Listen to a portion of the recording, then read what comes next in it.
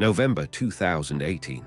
Tether's price dropped to $0.98. For the first time, the world's most trusted stablecoin wasn't stable. That dip lasted hours. It recovered, but the damage was already done. The question everyone been avoiding finally surfaced. What actually backed UST, Tether Limited, had promised $1 in reserves for every token in circulation. No one had ever verified it. Rewind to 2014. Bitcoin existed. Ethereum didn't yet. But traders faced a real problem. Moving dollars in and out of exchanges was slow, expensive, and heavily regulated. Tether's founders, Brock Pierce, Reeve Carlins, and others, proposed a solution. A digital token pegged to the US dollar. One UST equals $1 always. The appeal was immediate. Traders could move value instantly. No waiting for wire transfers. No bank fees eating into margins. Tether launched on the Bitcoin blockchain in 2014. By 2017, during the crypto boom, UST became essential infrastructure. Billions in volume flowed through it daily.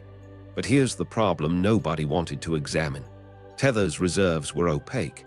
No regular audits. No independent verification. The company claimed to hold dollars in banks. Which banks? How much in each account? Tether didn't say. Skeptics asked repeatedly. The company deflected. By 2018, journalists and researchers began digging. They discovered something unsettling. Tether's claimed banking partners didn't match public records. The company had moved banks multiple times. Some accounts appeared to have been closed. The narrative of full dollar-for-dollar backing began to crack. That November dip in 2018 wasn't random. It was the market testing something. If UST wasn't backed one-to-one, what was it worth? The peg held. Barely. Tether survived.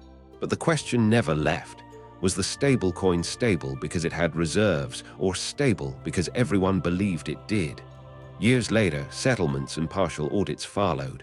Tether admitted it wasn't fully backed. The reserves existed, but not always as pure dollars. Some were loans, some were other assets. The peg remained. UST still dominates stablecoin markets. The infrastructure won, but trust was never fully restored. The story of Tether isn't about collapse. It's about how systems built on partial transparency survived anyway. How a stablecoin that may never have been fully stable became indispensable. The mechanics of how it worked are clear. Why it persisted despite the doubts, that remains the harder question. This video is for educational and informational purposes only and is not financial advice. Always do your own research.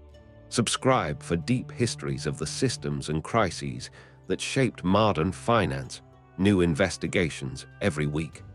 This video is for educational and informational purposes only and is not financial advice.